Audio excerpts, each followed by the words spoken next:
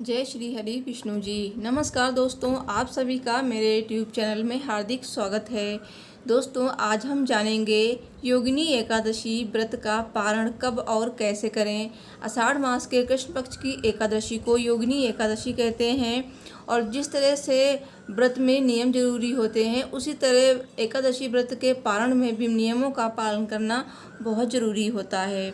तो पद्म पुराण के अनुसार भगवान श्री हरि विष्णु को एकादशी तिथि अत्यंत प्रिय है और इसीलिए जो भी भक्त किसी भी एकादशी का व्रत करते हैं उसका फल उन्हें कई गुना अधिक मिलता है। इसीलिए योगिनी एकादशी के दिन अपनी सामर्थ्य के अनुसार दान करें और इस दिन नियमों के अनुसार ही व्रत करें और व्रत का पारण भी नियम के अनुसार ही करना चाहिए, तभी हमें व्रत का पूर्ण फल प्राप्त होता है और अनेक प्रकार के सांसारिक सुखों की प्राप्ति होती है और अंत में भगवान विष्णु के परम धाम को प्राप्त होता है। योगिनी एकादशी का खास महत्व है क्योंकि योगिनी एकादशी देवशयनी एकादशी से पहले आती है और देवशयनी एकादशी को भगवान श्री हरि विष्णु योग निद्रा में चले जाते हैं 4 महीनों के लिए। तो इसीलिए योगिनी एकादशी का बहुत ही महत्व है।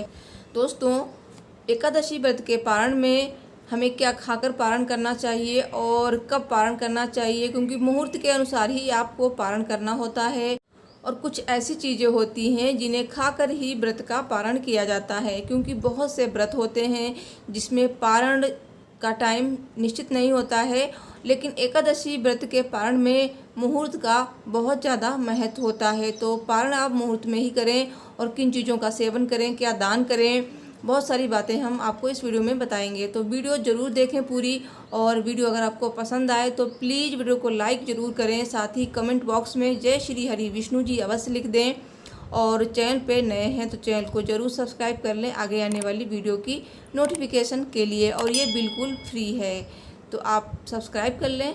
तो चलिए आगे की वीडियो शुरू करते हैं। दोस्तों, एकादशी के व्रत में जैसे कि नियम होते हैं, 3 दिन नियमों का पालन करना होता है, दशमी, एकादशी और द्वादशी। तो दशमी के दिन शाम के समय ही आप भोजन करें सूर्यास्त से पहले। उसके बाद अगले दिन एकादशी का व्रत करें। व्रत में जो भी नियम होते हैं उनका पालन करें। मैंने अपनी हर वीडियो में आपको नियम बताए हैं और पूरी पूजा विधि भी बताई है, तो आप मेरे चैनल पे जाके देख सकते हैं। तो उस तरह से आप पूजा करें और रात्रि जागरण किया जाता है एकादशी के दिन, और अगले दिन द्वादशी के दिन आपको ब्रह्म मुहूर्त में उठना है और अपने दैनिक कार्यों से निवृत्त होकर स्नान कर लें। उसके बाद आप मंदिर में जाएं, भगवान विष्णु की वैसे ही पूजा करें जैसे आपने एकादशी के व्रत में की है। धूप दीप से, फूल फल से पूजा करें और भगवान विष्णु को जो भी आप भोग लगाएं तुलसी पत्र अवश्य उसमें शामिल करें। और उसके बाद आप जो भी दान देना चाहते हैं एकादशी के व्रत में, तो एकादशी को भी दान कर सकते हैं और द्वादशी को भी दान किया जाता है। तो जो भी दान करना चाहते हैं उन सारी सामग्री को आप भगवान विष्णु के समक्ष रखें और उनको दान देने का संकल्प लें। अगर आप संकल्प लेकर दान करेंगे तो आपको कई गुना फल मिलता है और इससे भगवान विष्णु भी प्रसन्न होते हैं। दोस्तों, एकादशी व्रत का पारण हरिवासर में भी नहीं किया जाता है और एकादशी व्रत का पारण हमेशा सूर्योदय के बाद ही किया जाता है। हरिवासर द्वादशी तिथि की पहली 1/4 अवधि को कहते हैं, तो इस अवधि में पारण नहीं करें। इस अवधि को हरिवासर कहते हैं और हरिवासर में अगर आप पारण करेंगे तो पाप लगता है। तो हरिवासर समाप्त होने का इंतज़ार जरूर करें, ऐसा शास्त्रों में बताया गया है। और दोस्तों, एकादशी व्रत के पारण में आपको क्या खाकर पारण करना चाहिए, आगे मैं आपको बताऊंगी कि इस दिन दान क्या करना चाहिए। और गाय को इस दिन हमें एक चीज़ जरूर खिलानी चाहिए जिससे भगवान विष्णु आपकी हर मनोकामना पूरी करेंगे, क्योंकि गाय भगवान विष्णु को अति प्रिय है। तो आइए अभी जानते हैं एकादशी व्रत पारण का मुहूर्त क्या है। योगिनी एकादशी 2022 तिथि और पारण का सही समय। योगिनी एकादशी तिथि का प्रारंभ हुआ है 23 जून रात्रि 9:41 से और योगिनी एकादशी तिथि का समापन होगा 24 जून रात्रि 11:12 पर। योगिनी एकादशी 2022 व्रत पारण का सही समय। योगिनी एकादशी व्रत का पारण 25 जून को सुबह 5:51 से 8:31 तक किया जाएगा।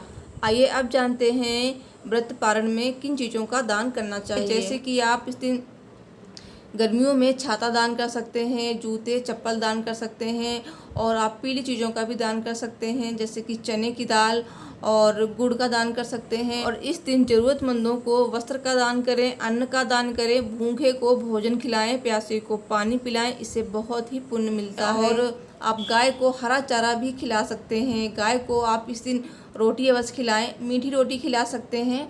वैसे तो हम हर दिन गाय के लिए पहली रोटी बनाते हैं, तो इस दिन आप गाय को मीठी रोटी खिलाएं और आप इस दिन गाय को हरा चारा अवश्य खिलाएं, क्योंकि गाय भगवान विष्णु को बहुत ही प्रिय है और गाय को कामधेनु का रूप माना जाता है। और गौ माता की कृपा से आपकी हर मनोकामना पूरी होगी, क्योंकि भगवान विष्णु को गौ अति प्रिय है। और इस दिन आप ज़रूरतमंदों को दान करें और दान दक्षिणा के साथ आप गाय को कुछ ना कुछ अवश्य खिलाएं।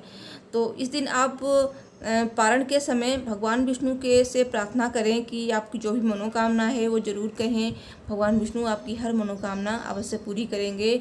और गाय को रोटी खिलाएंगे तो आपके घर में सुख शांति हमेशा बनी रहेगी, धन धान्य से आपका घर भरा रहेगा। और योगिनी एकादशी के नियम होते हैं, जैसे कि जो लोग व्रत रखते हैं उन्हें झूठ नहीं बोलना चाहिए, किसी के साथ बुरा बर्ताव नहीं करना चाहिए, ज़रूरतमंदों की हमेशा मदद करनी चाहिए और मांस मदिरा का सेवन नहीं करना चाहिए। इस दिन व्रत रखने वाले को ब्रह्मचर्य का पालन अवश्य करना चाहिए और ज़मीन पर आसन लगाकर बैठना चाहिए, सोना नहीं चाहिए, क्योंकि एकादशी व्रत में रात्रि जागरण किया जाता है। अगर आप नहीं कर सकते हैं तो आप कम से कम 12-1 बजे तक तो जाग सकते हैं। तो इस तरह से आपको बेड पे नहीं सोना है। एकादशी के दिन चावल भी नहीं खाने चाहिए। अगर आप व्रत नहीं हैं तो भी अपने घर में चावल ना बनाएं। और इस दिन बाल नहीं काटने चाहिए, नाखून नहीं काटने चाहिए। तो अगर आपने एकादशी का व्रत रखा है तो एकादशी व्रत में 3 दिन तक नियमों का पालन करना होता है, दशमी, एकादशी और द्वादशी। जब तक पारण नहीं कर लेंगे तब तक आपको नियमों का पालन करना होगा। तो अब जानते हैं कि एकादशी व्रत का पारण हमें क्या खाकर करना चाहिए। दोस्तों, एकादशी के व्रत के पारण में हमें जो चीज़ें खानी हैं उस तरह से पारण करेंगे ना तो उससे देवता भी प्रसन्न होते हैं और आपको अपने व्रत का पूर्ण फल मिलता है। जैसे कि भगवान विष्णु को तुलसी बहुत ही प्रिय हैं, तो एकादशी व्रत के पारण में आप तुलसी का एक छोटा सा पत्ता अपने मुख में रख के ऐसे भी आप पारण कर सकते हैं। और एकादशी के व्रत में आंवला खाकर भी आप अपने व्रत का पारण कर सकते हैं। अभी आंवला का सीजन नहीं है, तो जब आंवला का सीजन हो तो आप इस तरह से कर सकते हैं। और एकादशी व्रत का पारण आप चावल खाकर भी कर सकते हैं। एकादशी के दिन चावल खाने की मनाही होती है, लेकिन द्वादशी के दिन आप पारण में चावल खा सकते हैं। तो चावल कैसे खानी, जैसे आपने मूंग की खिचड़ी बना ली, क्योंकि व्रत के अगले दिन आप खिचड़ी खाएंगे तो हल्का भी रहेगा और आपका पेट भी सही रहेगा। तो आप इस तरह से चावल खाकर भी आप अपने व्रत का पारण कर सकते हैं। और घी को सबसे शुद्ध माना गया है, तो जो भी आपने पारण का भोजन बनाया है उसमें शुद्ध देसी घी का आप प्रयोग अवश्य करें। और आप अपने घर में ब्राह्मणों को बुला सकते हैं, 1 या 2 जैसे भी आपकी सामर्थ्य हो उस तरह से बुलाएं और उनको भोजन कराएं, दान दक्षिणा दें। इस तरह से भी आप अपने व्रत का पारण कर सकते हैं। और कभी कभार ब्राह्मण नहीं मिलते हैं तो आप ज़रूरतमंदों को दान दें, उनको भोजन खिलाएं। तो इस तरह से भी आप अपने व्रत का पारण कर सकते हैं। और अगर कोई नहीं मिल रहा है तो आप किसी मंदिर में जाकर भी ये सारी सामग्री दे सकते हैं पंडित जी को। फ्रेंड्स, कई बार होता है कि हम भोजन नहीं बना सकते हैं, सुबह बहुत जल्दबाजी में होते हैं, कई लोगों को कई सारे काम होते हैं, तो उस कंडीशन में आप ब्राह्मणों को या फिर जो भी आपको मिले, नहीं मिल रहा है तो आप मंदिर में जाकर आप सूखा अनाज दे सकते हैं, जैसे कि आटा, चावल, चने की दाल, गुड़ और वस्त्रों का दान कर सकते हैं। उसके बाद आप अपने घर पे आइए और जो भी मैंने बताया है, तो पारण के समय आप मुख में पहले वो चीज़ें रख लीजिए, उसके बाद आप शुद्ध सात्विक भोजन कर सकते हैं। लेकिन इस दिन भी आपको लहसुन, प्याज, मांस मदिरा और मूली, मसूर की दाल, इन सब का सेवन नहीं करना चाहिए। तो इस तरह से आप अपना पारण करिए तो आपका व्रत पूर्ण होगा और आपको अपने व्रत का पूर्ण फल मिलेगा। तो वीडियो अगर आपको पसंद आई है तो प्लीज़ वीडियो को लाइक और शेयर कर दें। और चैनल पे पहली बार आए हैं तो चैनल को ज़रूर सब्सक्राइब कर लें, साथ ही बेल को प्रेस करें, क्योंकि आपको मेरे चैनल पे पहले से पहले जानकारी मिलती रहेगी। तो मिलती हूँ नेक्स्ट वीडियो में। Thanks for watching. हर हर महादेव। जय माता दी।